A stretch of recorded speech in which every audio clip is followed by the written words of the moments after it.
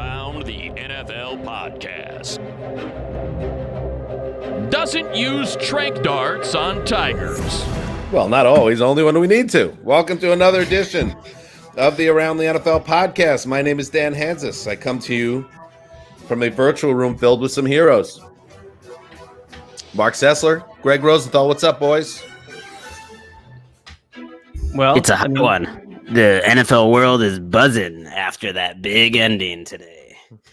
We have to use those darts sometimes. Yeah. Animals have rights, but they have limited rights. There are times when animal rights should not interfere with your actions. It always makes me a little bit uncomfortable when Greg gets close on the mic. Whatever it is, the inflection in his voice, I don't know, a little creepy. That's all.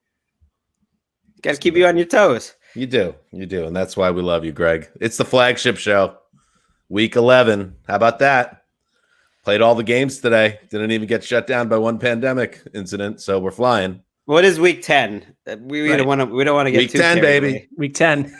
That was a flash forward, to where we'll be next Sunday at this time. Yes, a lot of great action to get to, and as Greg alluded to there, with the close talking on the mic, the ending of the year, I believe. Maybe to this point, absolutely, but I'm going to go ahead and say that will not be beat. Now, surprise me. Go out there, our league, and surprise me. Top it. But I don't know if it gets topped. What happened in the desert in Glendale? I mean, what's going on with Hail Marys in that stadium in Arizona? It's crazy. No, I thought that Josh Allen, I know we're going to probably get to it in a second, but it's like that Josh Allen throw I thought was the throw of the week. I know. Kyler Murray said, all no. right, yes. Listen, obviously we're so excited to talk about it. I can't wait to talk about that Browns game too, Mark. You hang in there. That's coming a little later in the show. No more barn. It's been burned to the ground in Cleveland. What an affair that was. But yes, before we get to another Cleveland Browns victory, let's start with the aforementioned. That's two aforementioned games of the year. Game of the year. Let's go. Clean it up. 25 yards downfield. Murray back to throw. Flushed out. Rolling left in trouble. Slips a tackle. Got to launch it. He does. Left side. Into the end zone. Jump ball. And it is. Is it caught? Is it caught? Oh, my goodness, it's caught. DeAndre Hopkins caught it. He caught it for a touchdown with 1 second left. I can't believe it.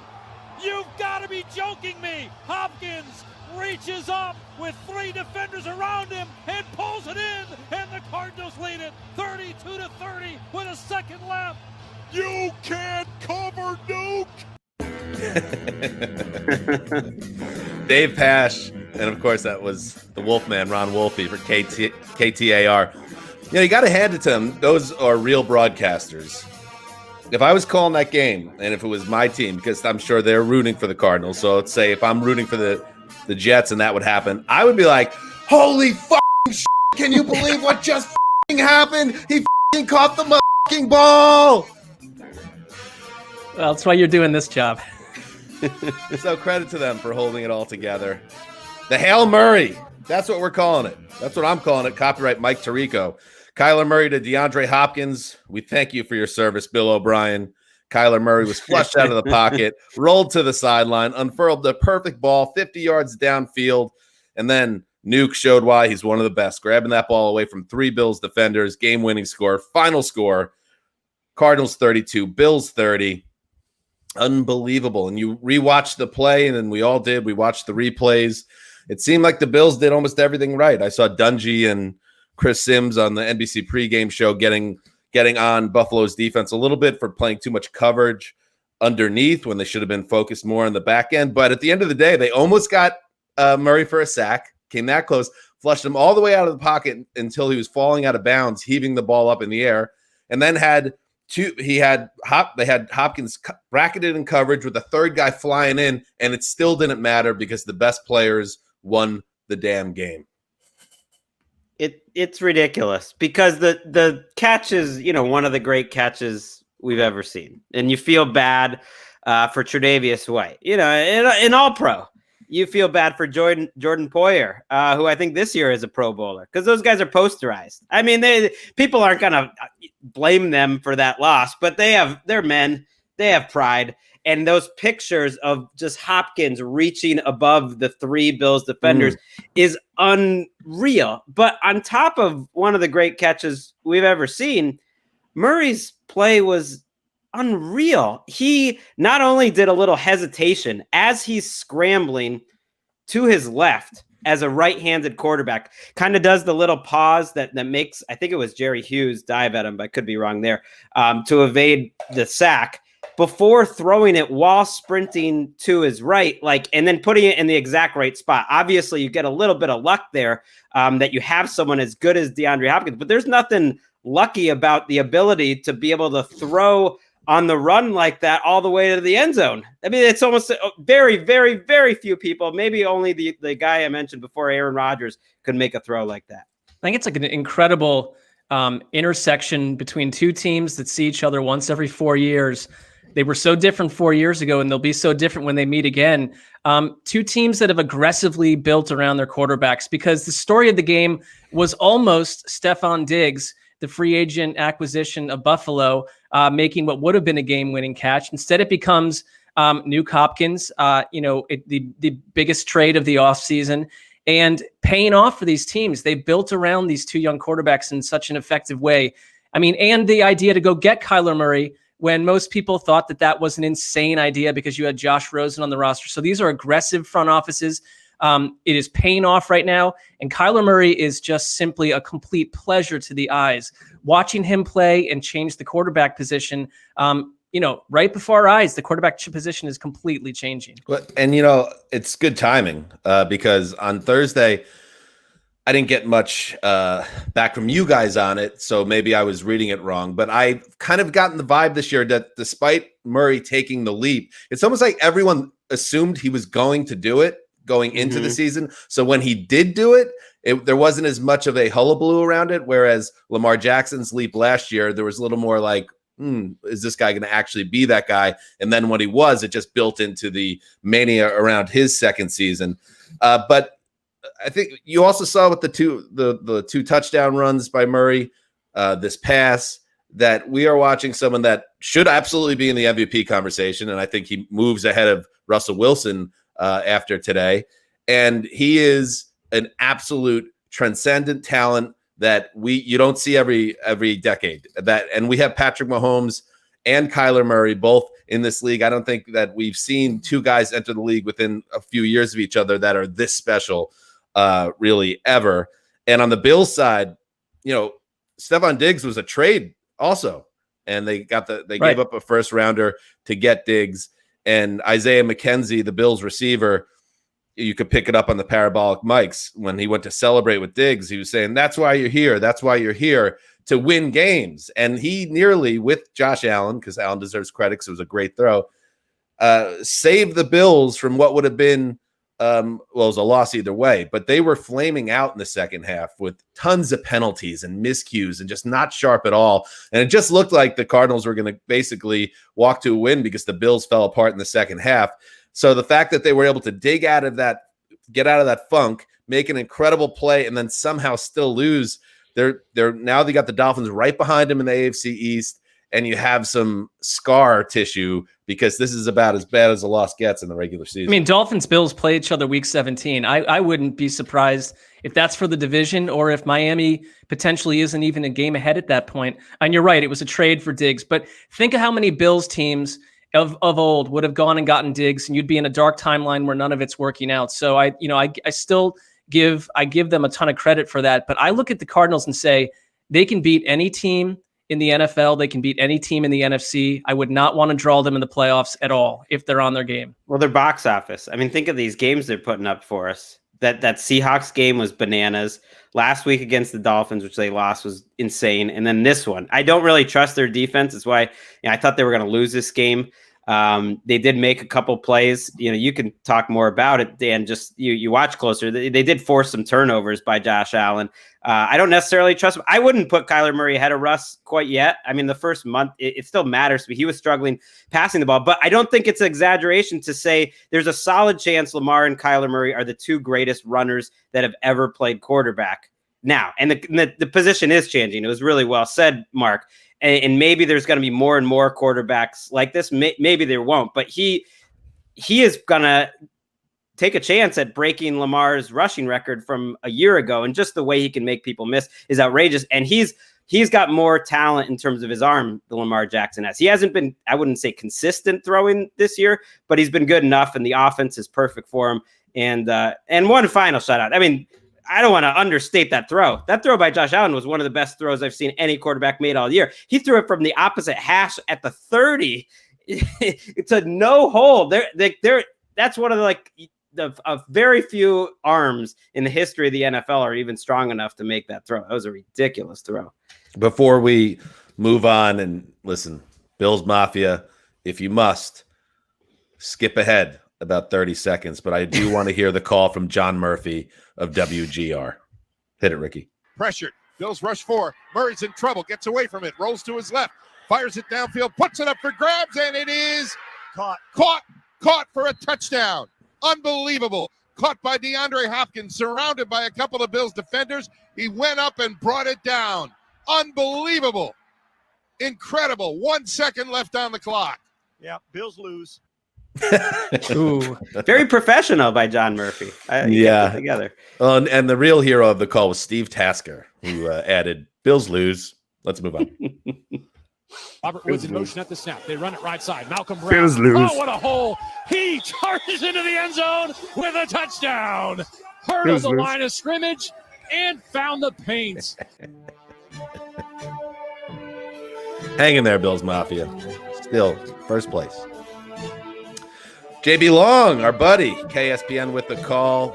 The Rams delivered a, wait for it, Greggy, statement win on Sunday at Hollywood Park, shutting down the powerful Seahawks offense and getting 2 rushing scores from Malcolm Brown. 23-16 win. Greg, the Rams have been a tough team to size up to this point. What did you learn about them today? That their cornerbacks right now, Darius Williams and Jalen Ramsey, make a bigger difference in a offense first league than any pair of cornerbacks in the league. You know, Darius Williams is a guy who picked off Russell Wilson twice today. One of them in the fourth quarter, to me, was the key play of the game and was just an incredible read and an incredible play. And he's made many of them. I would have him as a Pro Bowler. I would say they've got 2 Pro Bowlers right now. And this is a guy they picked up off the scrap heap from Baltimore. He's a third-year player, but he's been incredible all year. And then you have Jalen Ramsey on the other side. They're leaving him single coverage against DK Metcalf the whole game. And Troy Aikman is losing his mind that Russell Wilson will not throw it to Metcalf, will not trust his guy one-on-one to Ramsey. That's the kind of talent, that's the kind of respect that Ramsey engenders, and he is playing like an all-pro cornerback right now. So Russell Wilson was scrambled. We can get into that, but I think a really good running game. I'm glad we highlighted that, to begin with, from the Rams. They got Jared Goff in good situations, and a really good defense right now has them as the most complete team in the NFC West. It's a 3-way tie. I don't know if they're the best team. They're certainly the most boring team of the top 3, but they're the most complete team. Well, I mean, boring can be okay. I'm with you that they don't capture the imagination necessarily, and they don't look like the most complete team in that division to me at times, except that there are fatal flaws with Seattle's defense. Like where's the weakness, I guess? When I watched them get taken completely apart by the Dolphins, it just left me with a lot of questions about the trajectory of this Rams team. They had 450 yards in that game against the Dolphins.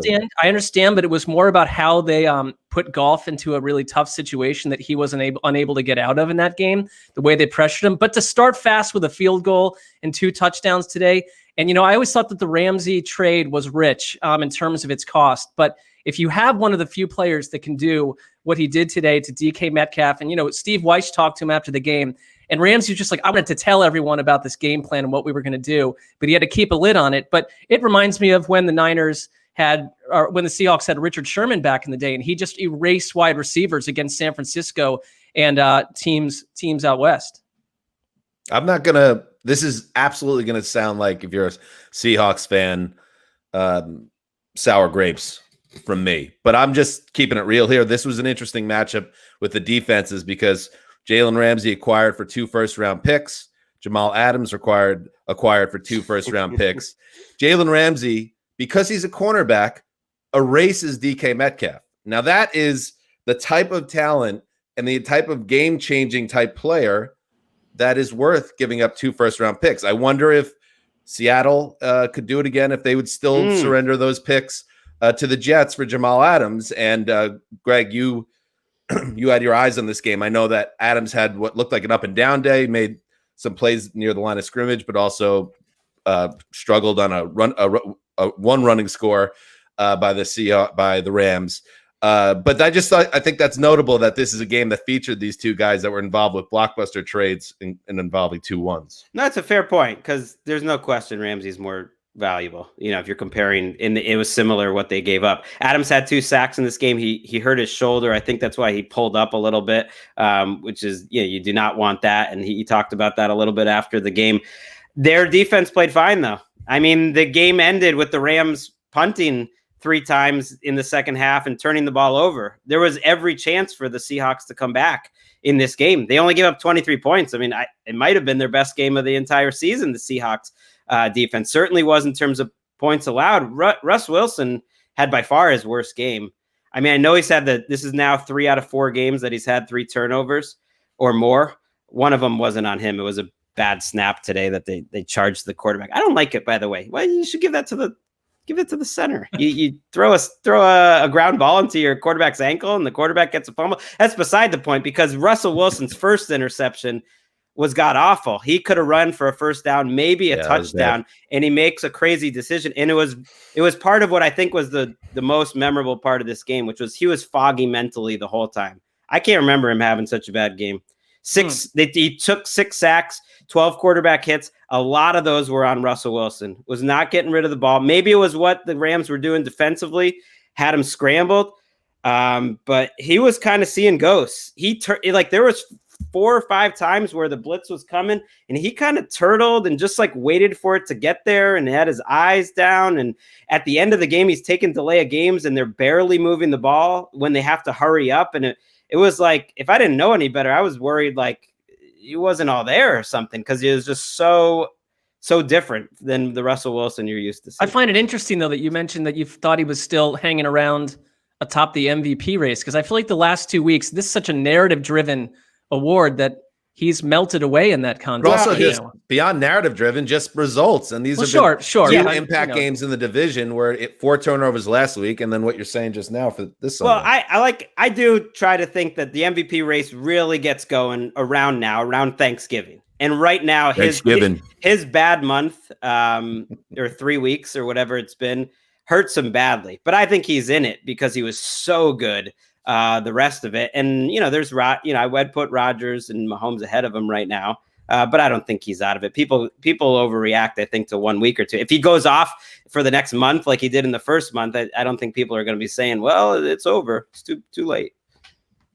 It's too late. The season does not start until Thanksgiving. I do want to mention one last thing in this game, which could crush the Rams. Andrew Whitworth left, which with an injury that looked like it was a season ender. I mean, we'll find out, but just by the replays, it was pretty brutal there, and that's a killer. He's the left tackle, an all-pro, having an all-pro type of season. Big difference between this year's team and last year's team, besides Todd Gurley, is that the offensive line has been healthy and better this year, and take away the left tackle. Look out.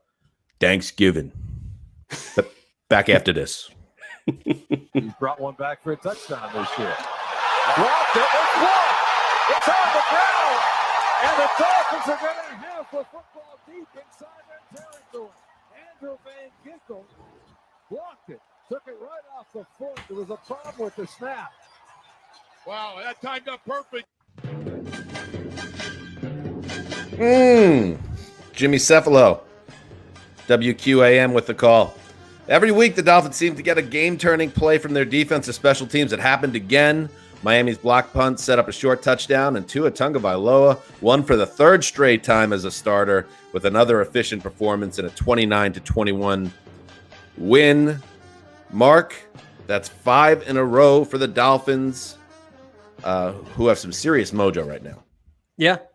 And I picked that highlight of the turnover there. It was a blocked punt that set up a Dolphins touchdown for exactly what you mentioned. That I think this is just such a well-coached team. And when we talked on our preview show that you could see a mirror reflection at times between Brian Flores and Bill Belichick, I think it comes down to really detailed, the details. The special teams have made an impact every week. And, every team focuses on that, but there are squads that float through the year where it doesn't appear that they lean on special teams to make game-changing plays. And this one it did. That set up a touchdown. I think the Dolphins were helped today by Salvon Ahmed, their running back, undrafted guy. They've had issues in the backfield, injuries, just not a real lead actor there. He came in and played really well, and I thought that he, for an undrafted back, he gave him some foundation. They've wanted to give Tua a ground game. It helped a little bit today. I'll tell you something else on the special teams. Like on the next drive, where Miami was essentially Miami. They were charging down the field, and they were set up. They were up 7-0 after that initial turnover that set up the touchdown. They're just going to go for the field goal, and the Chargers are sort of the opposite to me of the Dolphins, where I see a lot of questionable coaching, a little bit lack of discipline. They had a key offsides on a 4th down field goal attempt by Miami. It set up first down for Miami, and Miami scored again. It was 14-0. And then, Greg, to your point, the one mistake on Miami's part that kept this thing closer than I think it would have been otherwise, I think the doors were about to come off, a center snap to Tua that was botched. It was not Tua's fault at all, but it kind of bobbed out from away from Tua about 8 yards back, and the Chargers returned it deep and made it 14-7, keeping it close. But this Dolphins defense erased Keenan Allen until basically a final touchdown on not garbage time, but with the game out of hand. You remove Keenan Allen from this offense, Justin Herbert, I think, was made uncomfortable, which links me back to what happened with Jared Goff when he faced the Dolphins. They find a way to put quarterbacks into tough spots. Happened again today. This is a really well-coached team. I was looking at the playoff seedings and all that stuff. The Dolphins were a figment a few weeks ago. They now sit not in the hunt, but they're in that wild card race, having shoved the Browns and others out of the picture. So I would take this team very seriously. I think Bills fans should be, looking around over their shoulders. This team is coming at them. How about 2 AFC East teams going to make the playoffs, I believe, and the Patriots aren't going to be one of them. What a change. Right. They're like the special teams. It's funny how you can go into this game thinking this is the biggest mismatch you'll see all season in special teams, and then it happens. I mean, the Chargers are the worst special teams in the league year after year, and the Dolphins are getting it done pretty much every week. The fact that they're winning they've won 2 games with Tua where they didn't even gain over 300 yards. That's pretty special. Like Herbert, I would just looking at it, seems like it was the worst day of his career, and they're not helping him out by trying to turn this into the Kalen Ballage revenge game and running it on early downs like Anthony Lynn likes to do. Well, they miss Austin Eckler. I really think that it will help to have him back. Both quarterbacks, Herbert made some awesome throws in this. It just wasn't enough, and in the game flow went out of the way for the Chargers. Tua, I just think he has. It was not his best game, and the numbers don't look great. He just moves really well outside of the pocket. It's kind of crazy to think that he's only played a couple games. He seems to process really well, and he puts a couple of these balls just totally on the money. He's not scared of throwing at tight windows. He had a toss today to Adam Sheehan, who wonderful catch, but the throw was just an absolute dart. And I think Dolphins fans should feel incredible hope for the first time in a while. There was a throw early in the game where Tua was flushed out of the pocket and on the run, dropped one over the linebackers and just out of the reach of the coverage men in the secondary to Mike Gesicki that looked just like Steve Young. And that was the whole thing around Tua entering right as he was getting Trevor Lawrence level hype in college is when he busted up his hip.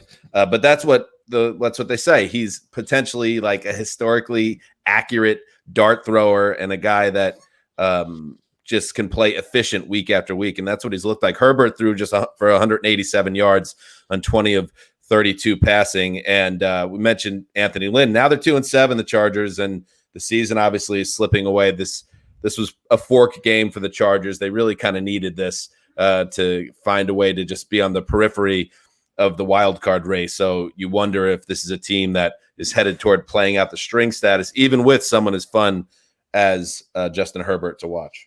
I saw something in The Athletic this week. They really thought 2021 was going to be the key year for Lynn, and that he had pretty good job security. The 7 games is a long time, and things could change. I think it depends on how Herbert's playing, because I would be cautious about changing coaches and the system if Herbert is playing lights out down the stretch. We got 7 games. That's a long way to go, though. So it could go bad or good. Yeah. All right, let's move on. In motion, Chris Godwin. Brady, hard count, hands the ball off. Rojo pops it free. Across the 10 to the 15-20. Rojo to the 30. Rojo to the 40. Rojo to the 50. Rojo to the 40. Rojo to the 30. High 7 to the 20. It'll be a 98-yard touchdown run by Ronald Jones the second. Touchdown, Tampa Bay. Wow. That's why they pay Dave Moore to be the color guy in that booth.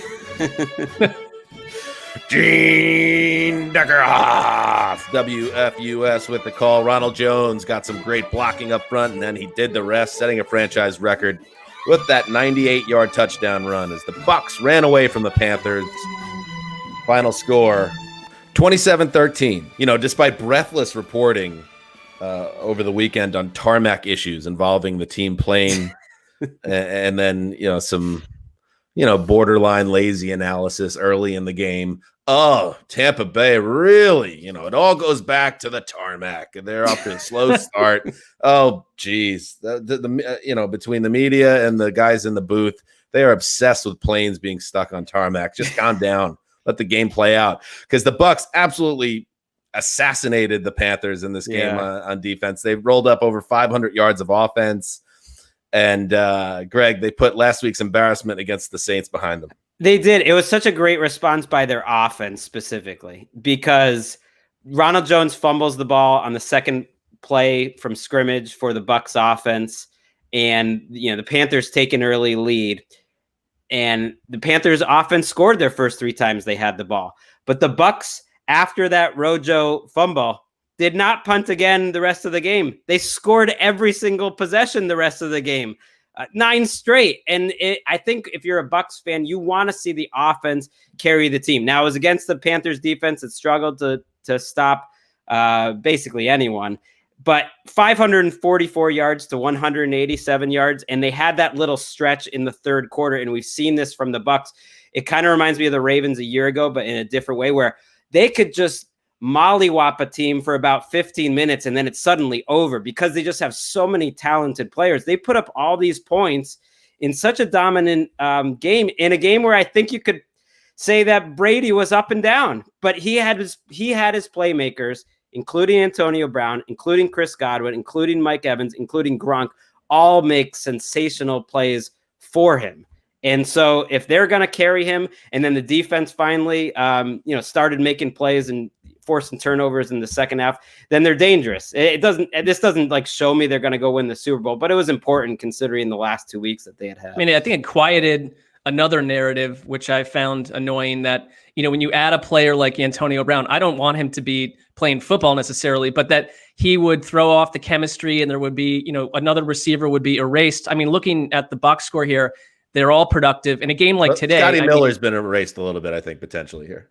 Well, that's fair. Scotty erasure. Miller has had 4 yards, so it's not a great. It's not a great. He's development actually for took the Miller Scotty's family. job, which is a bummer because Scotty was having a nice little season to start. But but why not go upgrade your roster if you can? I think, whatever, we can get into all the business about whether he should be there or not, but he clearly, 6 grabs off 7 targets. He does have chemistry with Brady.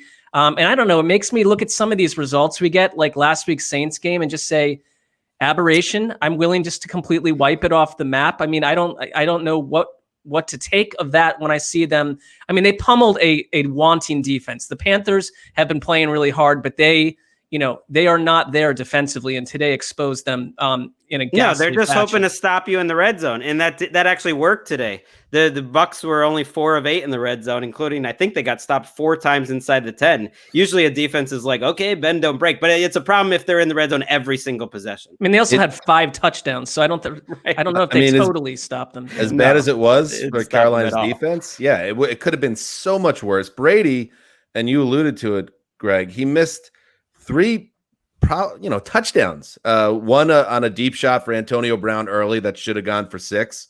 where he just was way off on it. He threw high to Mike Evans in the end zone on something that should have been a touchdown. He missed Gronk on another ball that could have been a touchdown. They kicked 3 field goals from inside, 25 yards. So you're actually, if you're the Panthers, you're lucky that you don't get a 60 burger handed to you here. Right.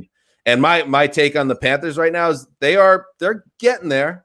They're getting there, but their defense needs multiple players. And I see your smirk, Mark. I'm not doing a victory lap. I don't know. I mean, I'm saying is the Panthers, as fun as they are from week to week, they have work to do before they are actually a good team. They are not a good team yet. Well, I would say this. This is not a game you could point to because you can't close a game when you're, getting your doors blown off. But they've struggled to close games. That's Right. the next step from maturity for them, from coaching staff to players on down. But I wouldn't put this into the category of last week where they gave the Chiefs a scare. I mean, they were just completely overpowered. Well, in the first half, I think you could point to it like that was Matt Rule's Coach of the Year reel, because I think Teddy was pretty off in this game. I swear he was playing about as poorly as he possibly could for being 12 for 12, which is crazy. But the location on his passes were just consistently off. And they were still moving the ball and they were scoring, drive after drive against this Bucs defense. But then the second half, they had 35 yards and 6 drives, and Teddy got hit low on a play. But the game was over at this point, but it should have been called as one of those low hits that they created the penalty after Roethlisberger tore his ACL. And the minute I saw it, I was worried. He's getting an MRI. He left the game. Hopefully it's not too serious. It's not worth guessing. Maybe it's a multiple week thing. Maybe it's more, maybe it's less. We'll see. But they're 3-7, and that's a wrap if Teddy's out. Yeah, that's a fork game for them, and they've lost 5 in a row. And Teddy, just to note, it is not the knee that exploded on the practice field with the Vikings. So that's good. It's not messing with that knee. But whenever there's an MRI involved, by the time you listen to this, dear listener, hopefully there will be a good news on that, but we don't have that as of right now. All right, let's move forward. I mean, all right, he's on the tarmac. We've all been stuck on the tarmac before. It's not pleasant, but nobody checks in with Joe Blow the next day. Is like, hey, you struggling today because your plane, needed to be de-iced, and then the de-icing agent didn't work, and you had to get off that plane. Now. These guys are overcoming a lot more than a little tarmac delay. Where are the articles and the breathless coverage when the quiet storm is stuck on the tarmac? No, there's back to Connecticut. There's no report. Well, I mean, I haven't been there in 20 years, but there's no reporting about that on any level. And it makes you realize what you are at the core compared to the Bucs, just an average run-of-the-mill human with a very, very low on the antenna of that being tracked. I know we got to stay on track, but I hope if anyone in the media is listening to this show, the fact that this was the top headline on ESPN yesterday, and I'm sure at NFL.com too on Saturday, we don't need that, because it's really not that big a deal ultimately. I mean, the proof's in the pudding. The Bucs damn near scored 70 points today. All right, let's move on. Carr. Handoff. Jacob sprinting over to the left. He's got it walking in. Jackpot, baby. What's going on with Brent Musburger in the desert, man? I feel like there's something going on, like a Walter White situation. He's enjoying it. I mean, what a way to wrap up a great career, Which isn't to say that he's cooking meth and becoming a drug kingpin. Possible. Well, that would be quite an accusation. There's a level of swagger that he has in his old age that I don't remember him quite having when he was talking about the Bengals backup quarterback's girlfriend. I don't know. Anyway, KRLF with the call. What was that guy's name? AJ McCarron. Still with us? Texans, right? Yeah. Good for him. Yeah. The Raiders are a good football team. Josh Jacobs had 100 yards rushing and 2 touchdowns by the end of the third quarter. And the Vegas defense intercepted Drew Lock 4 times en route to an easy 37-12 win. That score exactly encapsulates the type of game that went down here. Vegas, as is becoming increasingly clear week after week, they're a team that can bully you if you're not physical. And Denver was simply not up to the challenge of what Josh Jacobs in this running game had. It was a game where Derek Carr and the passing game were not in sync. Nelson Aguilar dropped a touchdown pass. Darren Waller dropped what should have been a walk-in, like 60-yard score. But it didn't really matter because they were able to move the ball on the ground, and the defense suffocated Denver's offense. The Raiders limited the Broncos to 0 yards in the third quarter. Denver only ran 4 plays in that quarter, and Locke, who was getting beaten up all game, just takes way. He's a cowboy. And not a Dallas Cowboy. He takes way too many chances, and quite frankly, without being too hard on the boy, he's not good enough to take many of the chances he does. He killed him with turnovers today. This seems like a Gruden dream. They had the ball for 37 minutes. Their run game has been ferocious weeks in a row. I think this is like with each passing week, my faith in the Raiders, it grows. And if you're John Elway and you've just come back from your Corona scenario, your quarantine, you've got to be looking at Drew Lock and saying, are we back here again? Are we back here in the search for another quarterback? It's not just you, Dan. I have a bunch of friends in Denver, and they're all basically saying, this ain't it. This guy is not the guy. Well, yeah, I noticed that on Twitter. I tweeted something like, I wrote, Drew Lock, I don't know, man. And then a bunch of Broncos fans, instead of coming after me hard, like which was happening early, everyone seems to be getting to a place where they're losing faith in him, which he hasn't played a lot, but still there's too many. He has 10 interceptions and 7 starts. Oh yeah, our super fan Eric Jansen is he's totally bailed on this guy. Look, if Locke had played even remotely last year like he's played this year, they would have gotten a new quarterback. It's in a different system. They didn't have the offseason. That could be everyone's excuse. Then he gets hurt. But all you can really evaluate is how he's played this year. And based on how he's played this year, he's kind of been a disaster. There hasn't really been good things to look at. The defense is slowly crumbling by the week because of injuries too. And yeah, the last 7 games, that's what they're going to be is an audition for him. I do think it's worth pointing out for the Raiders, they're missing both their starting tackles who are like Pro Bowl level tackles. And so that's why sometimes when injuries, are used as an excuse, it's like good coaching and good teams can overcome it. That they're still playing this well without those guys. It's awesome. They've played 3 division teams in their last 3 games, the Raiders, and they've won all 3 games, including, of course, the win in Arrowhead that started that streak. And I think they get the Chiefs again next week. Don't quote me on that. Yeah, so they have a chance over the course of 4 games to sweep their division, which would be wild. Now, if they go and the Chiefs are coming in their building off a bye week, if they beat the Chiefs, then we're going to be talking about the Raiders as a legitimate feared contender in the AFC. I don't think they're quite there yet, but the fact that we can look ahead to that game and say, ooh, that's going to be a fun watch, that shows you the progress that John Gruden has made in his 3rd year with this team. So another nice performance by the Raiders. They're feeling good. They're 6-3. They're on track for a playoff spot. And the Broncos, let's wait till next year once again. Let's move on. The goal line set, handoff goes Kamara off left tackle. He stopped at first, and that lunges into the goal line. Alvin Kamara from a yard out, and the Saints convert the turnover to a touchdown. 3rd of the day for Alvin Kamara.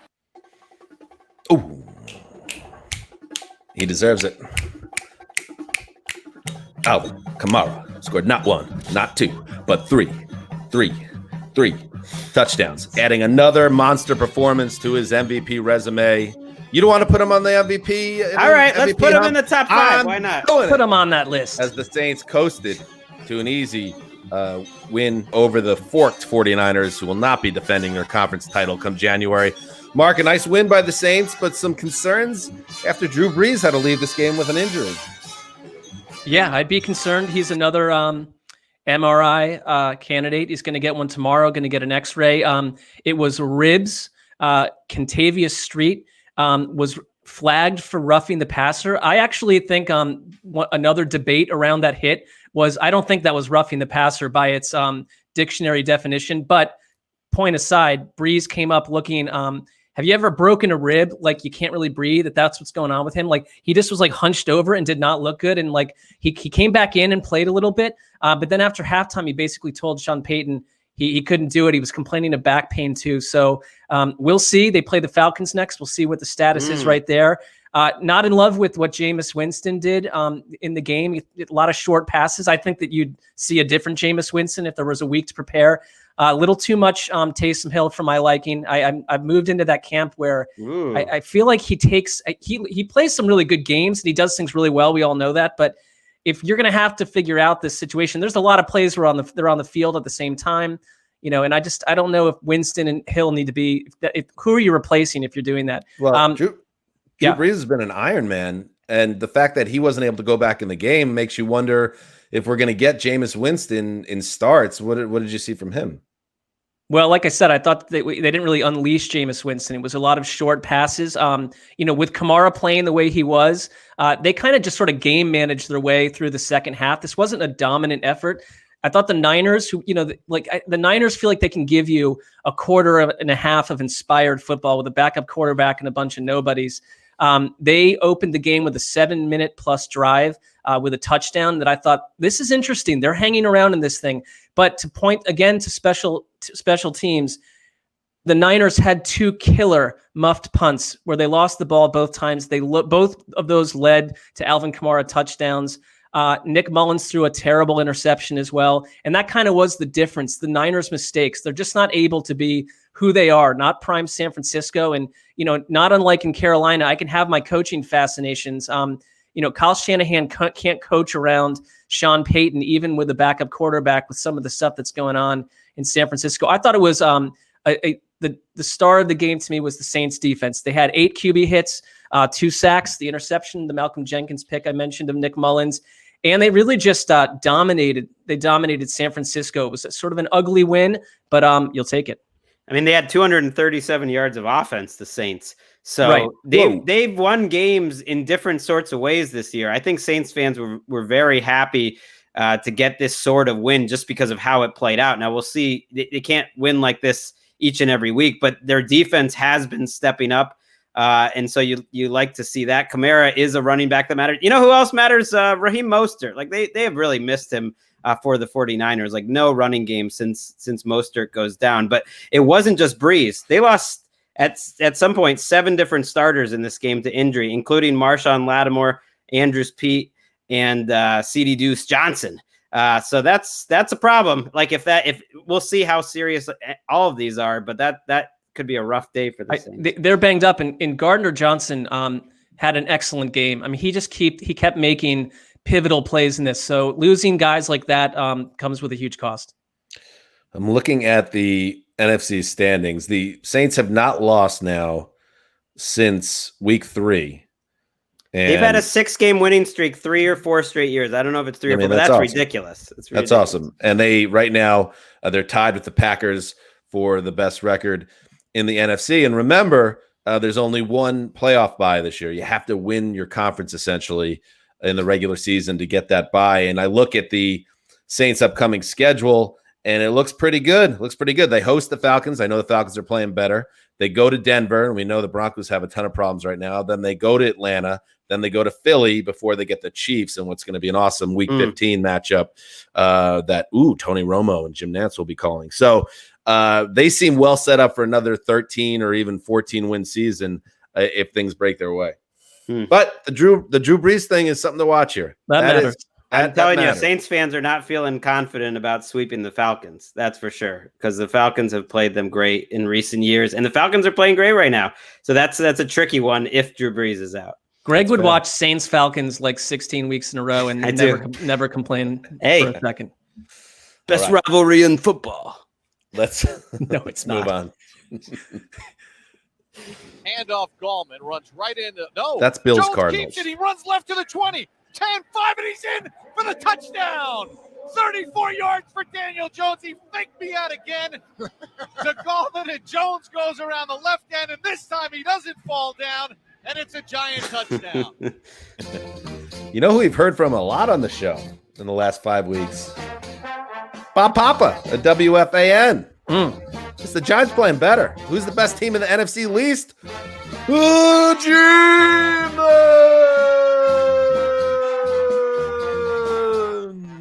Daniel Jones. 34-yard touchdown. Gave the Giants a lead they would not relinquish, 27-17 over the Eagles. The Giants pull even in the win column with Philadelphia and now sit just a half game out at first place despite an 0-5 start. And this is something we teased on our Thursday preview show, that the Giants have slowly and quietly been putting it together since that winless start. Their defense has been pretty good, average to pretty good during this stretch, and the offense, when Daniel Jones is not turning the ball over, and I know Greg has created a new rule in the NFL. If you fumble, it doesn't matter. It's still a bad thing, and it should be penalized when you talk about a player. Well, he did not lose a turnover. He did not turn the ball over for the second straight game. And when Danny Dimes, let's put him in the Canyon of Heroes. When Danny Dimes does not turn it over, they have a good chance with that defense and a running game that's now come to life. Guess what? They got Wayne Gallman in the house doing things. And Danny Dimes, for all the mocking and derision, he set the team record for rushing yards from a quarterback today. So 160 yards on the ground. So a nice team effort by the Giants is what I'm saying. And the Eagles, they're on fire right now. It's bad. If Carson Wentz, and I know I just said the Giants defense has been improving, but come on. You got to make some plays. You cannot be throwing high all game like Carson Wentz was. He wasn't the reason they lost this game, and he wasn't playing the type of hero ball that's been getting him killed this year. But there's just nothing special about Wentz this year, and when they need him to be special, it's just not there. It's crazy. How is he one of the worst quarterbacks in the league? It's hard to understand that. Gettleman, the Giants general manager, got some grief for saying, they're the best 2-7 team he's ever seen. But I get what he's saying. They've led by 10 points in 6 straight games. That's pretty, you have to be pretty good to do that. And they've had some bad luck, but you have seen this identity. When Alf Morris is making plays, and that was more a week ago, but this week, he had some good runs, and then Gallman is making plays. Like, you're getting some sort of identity. I don't know if the Eagles are half game back. It really hurts my brain. I like to think of myself as somewhat mathematically inclined, but what is 3-7 compared to 3-5-1? I think that's a game. Right. I think that's a game. There are 2 losses back. Who the hell knows? So it's 2 games in the loss column, but then there's the tie. It's a problem. I can't do that stuff in my. I'm stupid. I think check in week 17.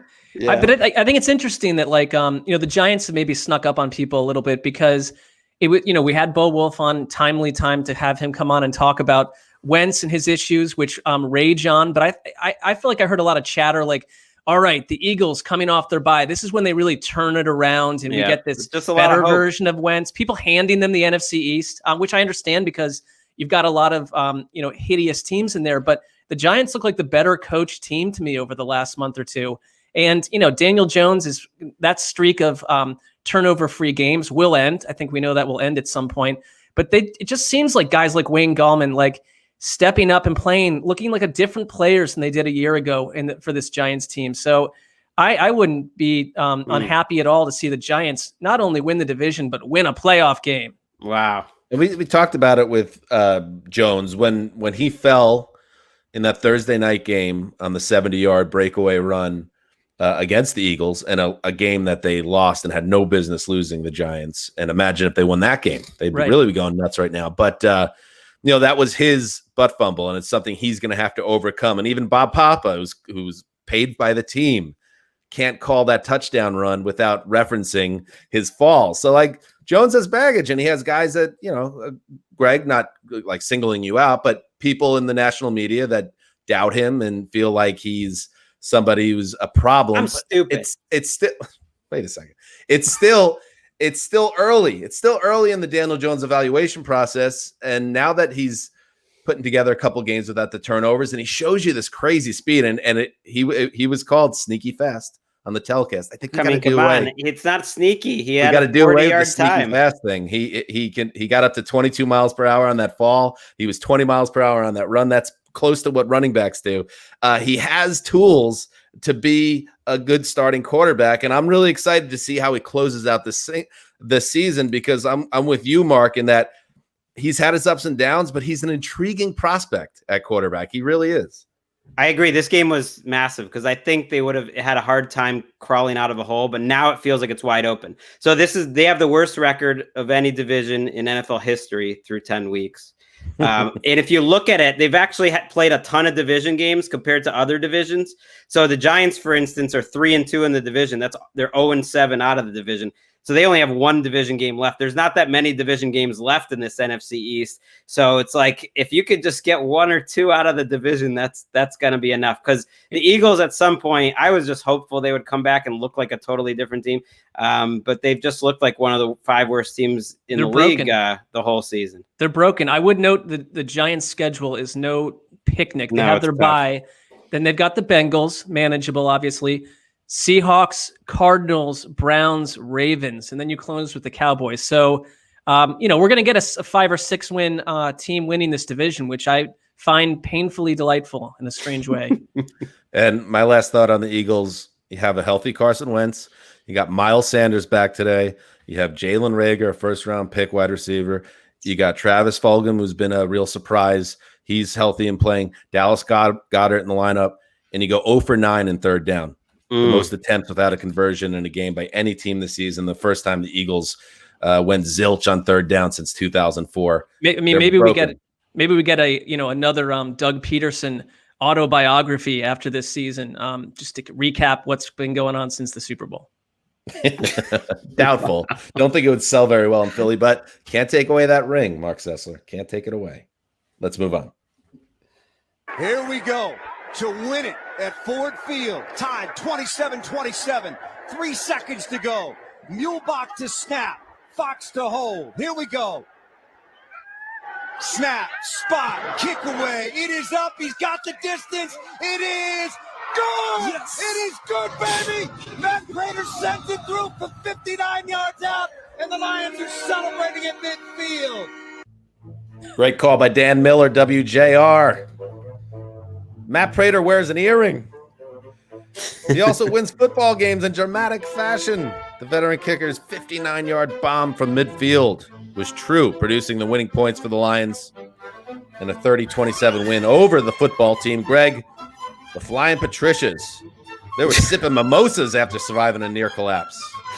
Yeah, I mean, I don't need to hear any more from Lions fans that they're unlucky. Between this and the Todd Gurley didn't fall in the end zone game, they feel pretty lucky to have gotten a couple wins over the last month. I wanted 2020 to give me something. I wanted 2020 to give me a nice Alex Smith comes from 24-3 down and leads the Washington football team to a victory with Aqib Talib on the mic, just enjoying the hell out of himself, which is what I like to hear from my broadcasters. Jonathan Vilma's another good one, who you could just tell enjoys the game, even if it's not as polished as your Trent Greens of the world. It's like, give me someone who loves football. Came through. Whoa, what a subtweet there of Trent Green. Yeah, that was an intentional former Pro Bowler. Choice. That was an intentional choice. It didn't give it to us. They had a chance to win. Alex Smith throws for 390 yards, played pretty well throughout the game, and Washington had the ugliest 2-minute drive I've ever seen to try to win a game. 17 plays in 2 minutes, tons of penalties.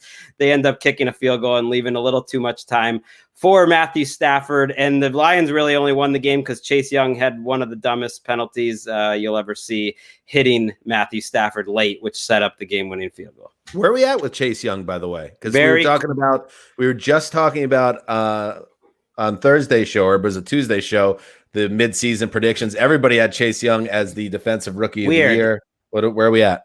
He's been very quiet over the last month, and so I don't put him there. I certainly would put Julian Blackmon, or I'd have to go look at it, but he's been quiet over the last month. The Washington football team had one quarterback hit today on Stafford. That was the most surprising thing of the game, was he had tons of time. It only came from a safety. I was really surprised to see Detroit kind of dominate up front and give the ball to DeAndre Swift, and he played great. And that's the best thing to feel if you're a Lions fan, other than the win. Matt Patricia somehow, Greg, has the Lions at 4-5, which does not feel like where the Lions are right now because there's been a lot of doom and gloom. And quite frankly, and it comes from this podcast too, but Lions fans and everyone else that covers the league, a frustration around this team's inability to get better and improve during Patricia's time. But 4-5 is not a terrible place to be in mid-November. No, with some winnable games coming up. They have Carolina, who might be without Teddy Bridgewater, and another very winnable game right after that, where I think they'd be favored. And the problem is, you watch them. You just can't convince yourself they're a good team. The Washington had 20 minutes of time of possession, had 20 more minutes of time of possession, had 25 more plays.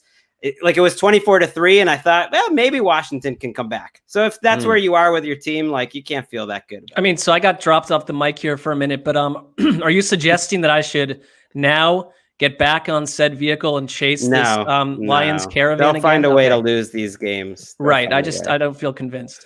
That's what Greg says. I would say I would be willing to throw up some type of roadblock for Mina Kimes and company that would force their vehicle to stop, and then you can get the burro, catch up, and then you have one last chance, and it's either now or never to be on the bandwagon. There's no more on and off like it's a San Francisco trolley. You have a chance right now, Mark, on this podcast in Week 10 to be on or off. What are you going to do? Well, I mean, when you put the words forever and Detroit Lions together, I'm staying clear of that. For this season, are 2020. you on? No, because here's the problem. You've got to inspire me, and they put me to sleep. It's like a white noise machine. Here's how it'll play out. They're going to beat maybe they beat PJ Walker and the Panthers. It sets them up on Thanksgiving, the one day where everyone in America watches the Lions. They're at 5-5. They'll be favored against the Texans, and everyone will be like, you know what? The Lions are right in it, and that's where they leave. They lose a devastating game. I was going to say they will have a 10 to 13 point lead at halftime of that Thanksgiving game win, and it will end with Deshaun Watson eating a turkey leg on some post game show. Book it, and Kevin Patra throwing a whiskey drink against a wall, and his whole family saying, "Kevin, we think you have a problem." That's all in play. I'm not convinced Kevin still gets emotionally attached to these games. No, I don't think so. But I like the imagery of him whipping a glass of whiskey against the wall. I just want to make it clear in this scenario that I've invented, it's not that the family's sitting him down saying, we think you have a drinking problem. Okay. It's more an issue with his temper, which is explosive and can be problematic around other people. Well, I'm glad he's the only person that can be accused of things like that. All right, let's move on. Good job, Alex Smith. Here is Chubb. We're all proud going outside, one won't go out of bounds, and he does it, and he may go all the way. And he does. No flags are down, and Chubb, he ran out of bounds. Goes out of bounds at the 1 yard line. Dick Stockton with another classic call to add to his resume there for Fox.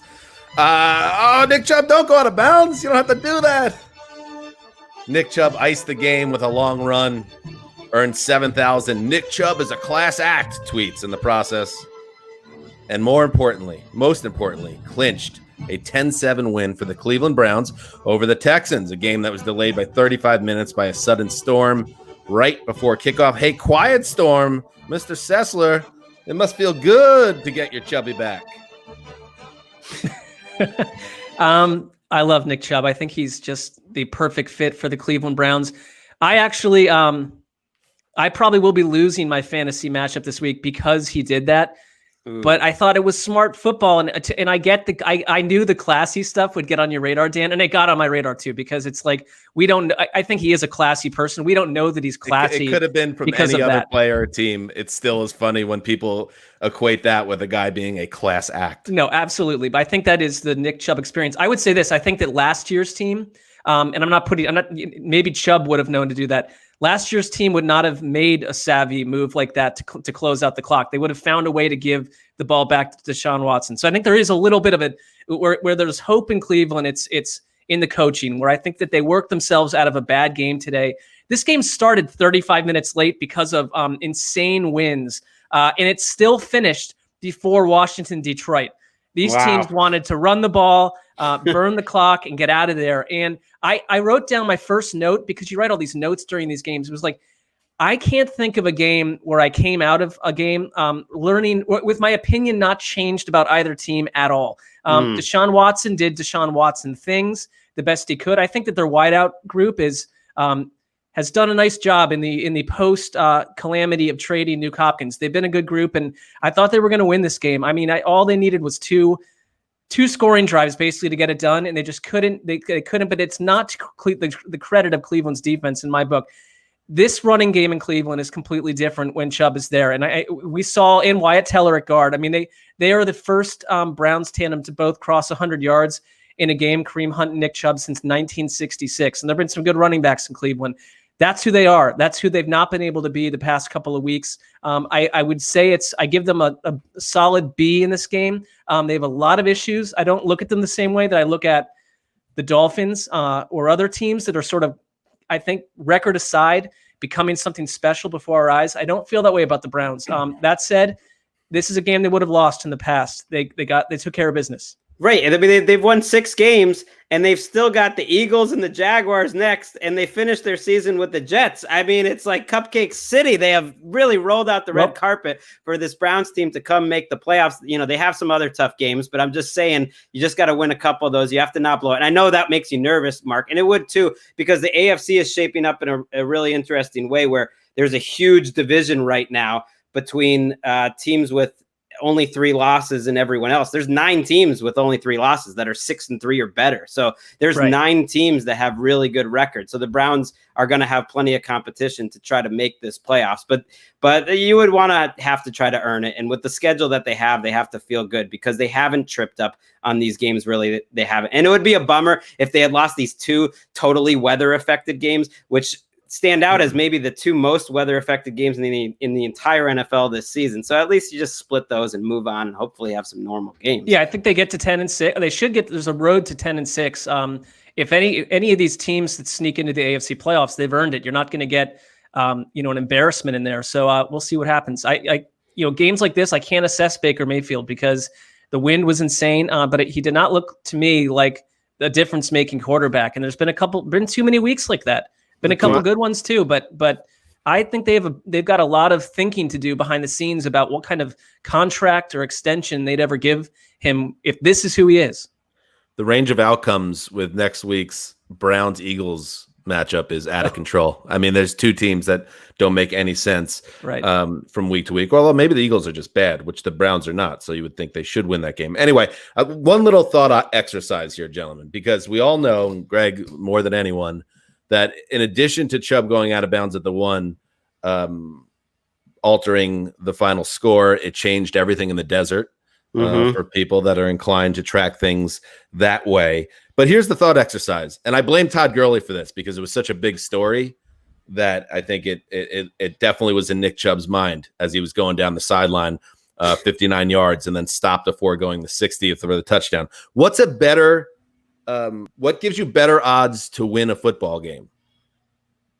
Going up 16-7, and let's assume the point after. So being up 17-7 with 67 seconds to play and a horrendous windswept day where the opposition has done nothing on offense, or being up 10-7 deep in the opponent's territory, but needing 2 quarterback center exchanges and kneel downs to ensure victory.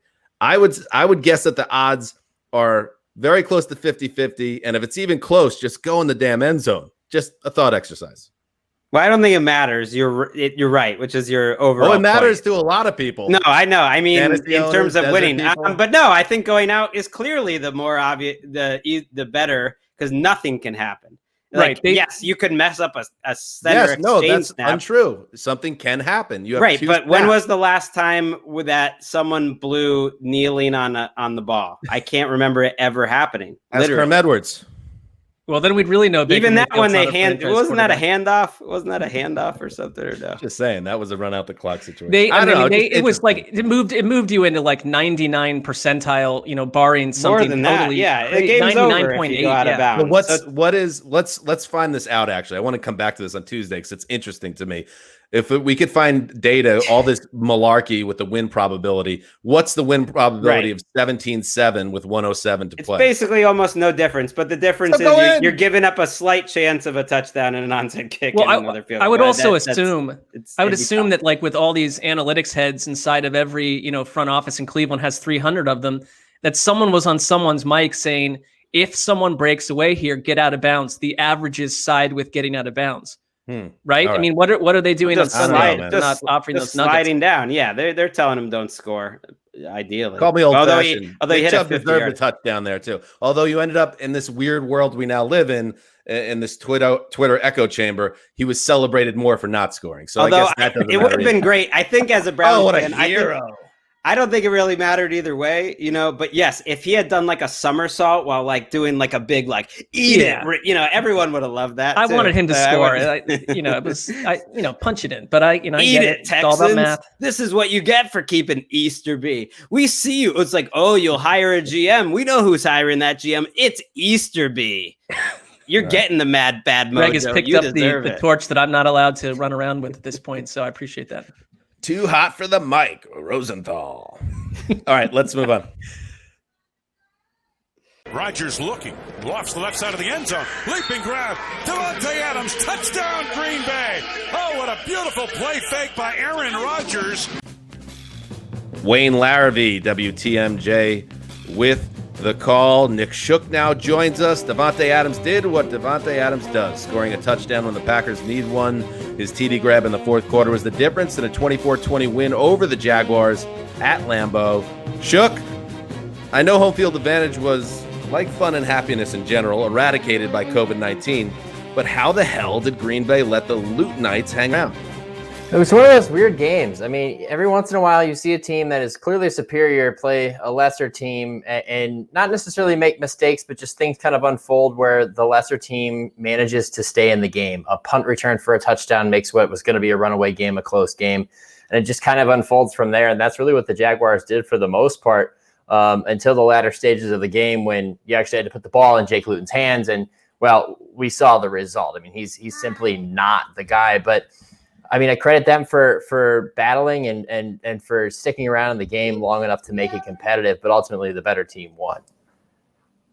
They have to be thrilled that Marquez Valdes-Scantling put up the kind of game he did, that it's not just Davante Adams, but Aaron Jones came back. I'm looking at the numbers here, not mind-blowing. Was it just sort of the way the game went that he wasn't massively impactful?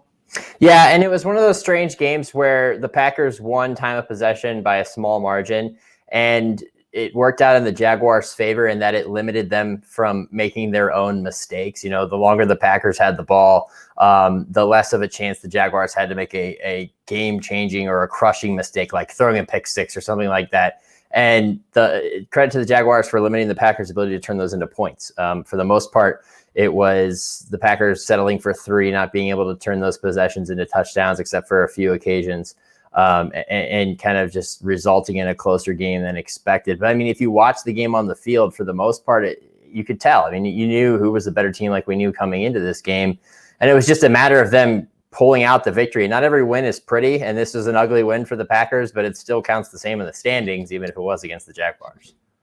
I think it's interesting, as I alluded to, with home field advantage. Like if there's 60,000 fans going nuts at Lambeau in this game, you get the feeling it's just totally different. This year is different without fans, and 10,000 fans in a stadium obviously aren't making that much of a difference because I would guess, because I think there has been a host of road teams that won again this week, that it's continuing to be a situation where teams on the road actually are faring better than the host teams in games. So I think there's something to that, and that's why games like this, although it's a little bit head-scratching to me that the Jaguars were winning in the fourth quarter and even had a chance to drive for what I call go for the Eli setup, which is where you're down 4 points, not 3, and you got the ball, and it's like score a touchdown and win or lose. Unfortunately, and as someone that's leading the Loot Knights, Nick Show, I didn't see anything magical on that last possession by the young passer. No, absolutely not. I mean, he is adept, I think, at maybe rolling to his strong side, to his right arm side. and finding an open man, 7 or 8 yards away. But I would expect most quarterbacks who reach the NFL to be able to do that. Beyond that, though, he's not going to make a throw that dazzles you. He's not going to make the clutch throw for the most part. Even the week prior, his most clutch play was him scrambling and then just spinning out of a tackle to score a touchdown. If you watch him on a pass-by-pass basis, it's very clear that this guy, who he is and was where he was in the roster. This is not the future of the Jaguars by any stretch of the imagination. And even if you take him and compare him to Gardner Minshew, who has not been very good this year, I would still take Gardner Minshew just simply in the fact that if I gave him the ball in the situation they were in today, he might make a few more plays and make it a closer game. You're in a fix, Dan. I mean, you've started this fan club. It's already losing tremendous steam. It's more like Jake Lutank at this point. And what you have to stick with it. You can't just bail on this. You've got a lot of pamphlets to write. Got to get the mailing addresses up to snuff. I've tracked this for years, Mark. And what I've noticed with you is when times get rough, you just jump off your fan clubs. Why can't I do the same thing? That's just inaccurate. I'm completely dug in on these. How's David Blau doing these days? Yeah, the Blauer? What were they called? Blauhards. The Blauhards. Not what were they called? What are they called? Because it's a vibrant community, and we know that our time will come. And when he goes silent because he's not being given a chance, do you trust the Detroit Lions? Why am I blanking on that white Vikings running back? Zach Center? No. Toby Gerhart. Gerhart. Yeah, where's the Gerhart updates? That wasn't a fan club. My newsletter, so much Mark? That wasn't a fan club so much as just a slight fascination. Anyways, back to the story at hand. No, it is shocking. But before we go, they need to not have these no-shows. It's a little shocking to have 16 first downs, punt 4 or 5 times, have 2 turnovers against the Jaguars defense. I mean, that's a problem. It's great they win the game, and hopefully it's not a big deal. But they've had a couple no-shows offensively, which is surprising for such a good offense. Erica, you have another one that just came to mind? Yeah, Seth DeValve. Seth DeValve. What happened? I mean, Seth DeValve is... What happened to the safety DeValves? Seth DeValve, and, Nick knows that Seth DeValve is someone that is, not just going to go away because he's shipped to his 4th or 5th team in as many years. TBD, not a huge fan club. Losing steam, I will admit. You've got to... What about Bill Lazor? Also a fan club under duress at the moment. You know what? What could happen Monday night is Bill Lazor could he's calling the plays now for the Bears, and he could take out Mark, who locked up against Bill Lazor. Yeah, burned by your own fan club. Seth DeValve is very strong in the community. He was a big volunteer guy when I was in the Browns. I always saw him at all the community events that I had to go cover as part of my job. Nice job. We should mention David Bakhtiari got I think the biggest contract in the history of tackles on Saturday night. Left tackle of the Pack. I was going to anchor our Tuesday podcast, Greg. Way to spoil it. Happened yesterday. What do we got to do? I also want to do 40 minutes on it. I also just wanted to give a nod to James Robinson, who continues to give a workmanlike effort and broke 100 yards rushing today. I think he had 109 today. So 109. All right. They do find these players in the late rounds. There you go. Good breakdown of the game, boys. Up next. Fires over the middle. Chase Claypool with a leaping grab in traffic for the Steelers' 11-yard touchdown. Von Bell, scratching his head in the end zone, said, how did Ben do it, and how did Juju do it? How about that Mapletron over the middle? Mapletron. I like that nickname. Bill Hillgrove with the call WDVE. Ben Roethlisberger carved up a host of Bengals reserves in the secondary for 4 touchdowns, 2 to Chase Claypool, who I believe has 9 in 9 games this year. That's a rookie, kids. As the Steelers cruise to a 36-10 win over the Bengals in Cincinnati. Shook, this looked like a bad matchup for Cincinnati based on the state of their roster, and that's how it played out. Yeah, based on the state of the roster and the fact that they can't protect Joe Burrow, who attempted 11 passes under pressure today and completed 1. I think he was hit a total of 13 times, which is actually a lower total than I expected, considering this Pittsburgh defense leads the league in total pressures as a team this year. But, it was what you could expect. It was basically a tale of a team taking a lead on the back of its defense, shutting down the opposing offense, the Steelers being that defense, converting that one of those turnovers that they had. They forced 2 turnovers in the first half into points and just suffocating the Bengals. They didn't have much to do of anything. They missed Joe Mixon a lot. And T. Higgins had a nice game, but for the most part, when you go 0 for 13 on 3rd down, you don't have much of a chance in this game. And no matter how good Joe Burrow's looked so far, I think the Bengals produced a blueprint to shut him down. You have to have the personnel, of course, to execute that. But for the first time, I think this year, Joe Burrow looked completely uncomfortable for a large portion of this game. A lot of that had to do with the fact that they were from behind early and they were trying to claw their way back in. He had to drop back over 40 times again, which has become a recurring theme for the Bengals. But largely, their offense really missed Joe Mixon, and they just weren't able to keep up. I think the rematches with the Bengals against the Steelers and Ravens matter, because whatever positive spin you want to put on Zach Taylor and Joe Burrow and the season they're having doesn't feel right if they lose by 30 every time they play the Ravens. I mean, they were the Ravens and the Steelers. I mean, they couldn't move the ball at all. They've been absolutely blown out by both of those teams.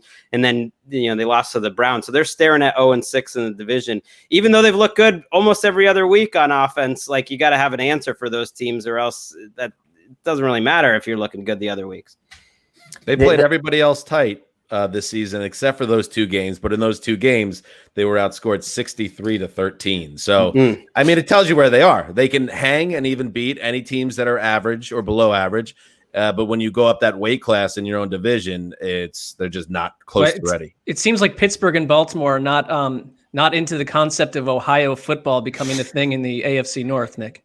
Yeah, that's what I was going to say. Is that the same could be said of the Browns, who are 6-3, but got absolutely destroyed by both those teams in similar fashion. It's kind of, I felt like I was watching a less talented, I don't know if that's necessarily the word, but a less equipped Browns team playing this game today. Basically every other Browns team we've watched before this season. Yeah, except for the franchise quarterback, and everything else was pretty much like it's those like Browns we have a perfect encapsulation through 10 weeks of what the AFC North is. You have the 2 big dogs, the Ravens and Steelers, and they're going to be neck and neck, and it probably will come down to the very end of the season. You have the Browns that are clearly a step below those 2 teams, but clearly a step above the Bengals. It's all set up right there. We already know what we need to know. It helps with organization, I guess. We understand what it is. Yeah. The only 2 blowouts the Steelers have all year. I mean, I think it's good. I think the Steelers have to feel good to have a blowout, because they've had too many of these close games. But it's the only 2 blowouts they've had all year. Maybe they can build on it. I think of like a team like last week, like Seattle had 7 sacks, but it's like, okay, when Pittsburgh, they had 4 today, like quarterbacks coming off of the Steelers game, typically a loss every time a loss this season. There's like a legit physical hangover to that. The Steelers like damage teams and break offenses. And then, you got talk radio going crazy the next day, and whatever city dealt with Pittsburgh. Yeah, it like damages the psyche permanently. It takes weeks to wear off. It's like when you get out of college and then you go out drinking for the first time, and then you have like a 2-day after effect. It's not just that morning, it's the day after, and it might stretch into the next day. That happened to you at 22 or 23. That's already happening to you. Yeah, that happened to me at 22. I'm far from 23 now, but yeah, that happened. And you exercise, apparently. So I don't, Yeah. I don't know. I'm not a scientist. I'm not a doctor. I sit here in an office in downtown Cleveland and watch football. So, I definitely have that degree, right? Let's move on to Sunday Night Football. Oh, Sunday night. Now the pass goes to Myers, and it's behind the line of scrimmage, so he's going to throw a high school quarterback he was, and Burkhead will make the catch in the end zone. Oh, those tricky Pats. Al Michaels with a call for NBC. Rex Burkhead pulls in the Jacoby Myers catch, 24-yard touchdown. That put the Patriots ahead, and they never gave up the lead, going away 23-17 over the Ravens in rain-soaked Gillette Stadium, and it was torrential, especially in that final drive when I guess God decided the Ravens were not winning that game because that was mighty. So, Greg, in a tough year for Patriots fans who had grown accustomed to the throne of ease, nothing's been easy. I'm stupid. But this is I'm all right. stupid. Easy, I'm easy. stupid. But this is a nice win for New England, a bad loss for the Ravens. And let me say this, Greg.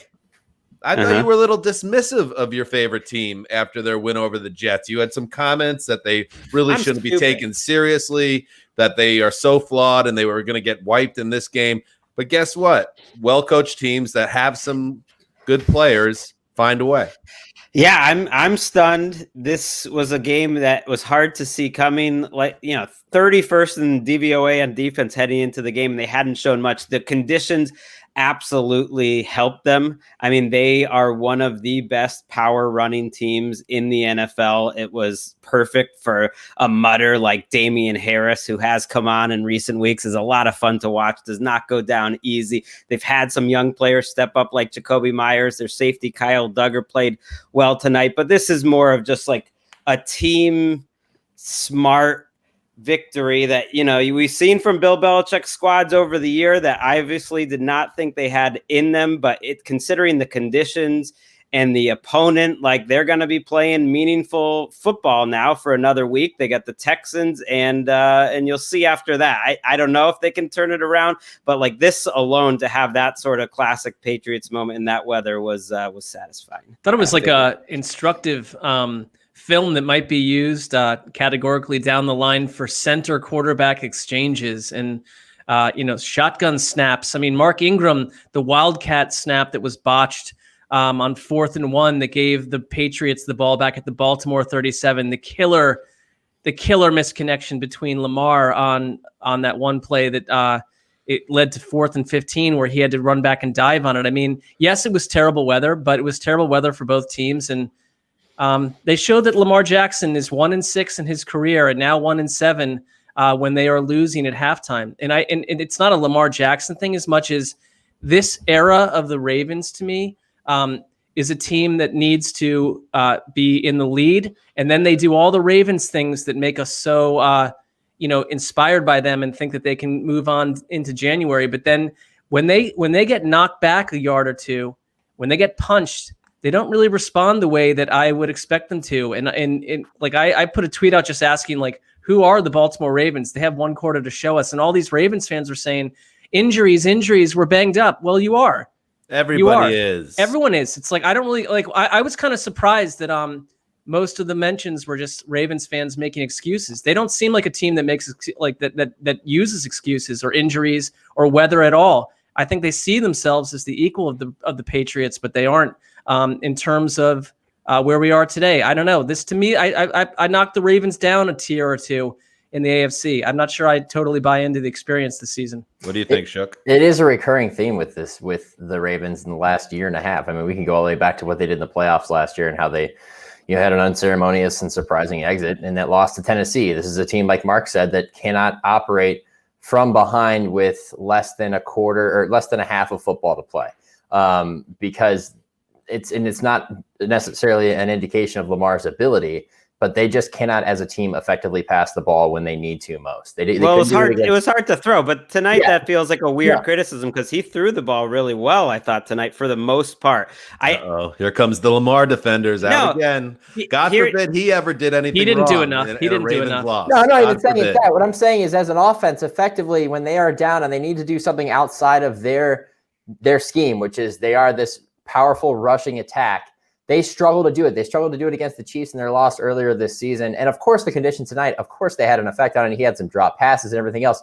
But my point is for a team that's a legitimate contender, they have found themselves in this situation a few times. And every time they've proven to be the same team, which is a team that cannot come back from a deficit when it needs to most. And I don't know how you get on board with a team like that down the road, long distance. Yeah, maybe they have, the ability to jump out to a lead and dominate on the ground, but I can't trust a team like that when the games are close late in the year.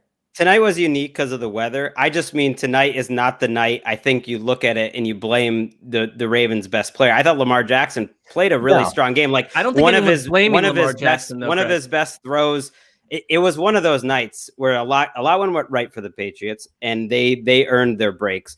A lot of them were just good plays, Rex Burkhead or James White or Harris making good plays on third downs. But I'm thinking of like the best throw of the night that Lamar had on the second to last drive, and it's taken back by a legal formation. The final drive of the game, he makes that great run. It comes back by a hold. Like he averaged over 8 yards per attempt in a monsoon. He had that one interception. He didn't play like amazing. He's definitely stepped down like a huge peg. But I look at this game and I'm more worried that that the only thing the Patriots are going to do is run the ball, and best on best, the Ravens are supposed to be good run stoppers. I know they lost Campbell and then they lost Williams, but the Patriots had it all over them, and they won the situational football going into halftime with that trick play and then coming out of halftime with the best drive that they had. So that was the Ravens defense, which I've talked up a lot this year. They did not get it done. Neither did the Ravens running game, really. It wasn't a great game by Baltimore's defense, and you mentioned it, that the Patriots ran for 173 yards. Damian Harris, he slowed down in the last quarter or so when they were stacking the box on him, but he was going off for like 10 yards a clip at one point. And listen, Lamar Jackson's going to get criticism even when you don't think he deserves it. But heavy lies the crown. Heavy sits the crown because he's the defending MVP of the league. And when you have set the bar that high, your name will be invoked whenever the team struggles. And the fact that we're in a situation here where every time the Ravens seem to get punched in the mouth, they don't get up. It's just not a great look. And in the end, I'm not even going to get worked up about the last drive of the game because it was an absolute monsoon. But in general, and this isn't literal, but they played like a team that just wanted to get out of the rain. The drive before that was where, as a Patriots fan, I think the Ravens are going to go down the field. And Mark mentioned it was that center snap. I mean, that killed two of their drives. That's execution, though. That's both teams dealing with that same. Yeah. And the Patriots didn't execute it in this game, and the Ravens did not. So the Ravens are a team that, if you have doubts about them, they've earned those doubts, because it seems to me, especially in these games where everyone's watching, that they don't always react well to them. And it's just not a great sign if I'm a Baltimore fan. I would just say also, we're days removed from Lamar Jackson going on the Rich Eisen show, knowing this would become a headline moment, saying people are telling us, like, they're calling out our plays. They're diagnosing us pre-snap. They know what we're going to do. Our offense is not fresh.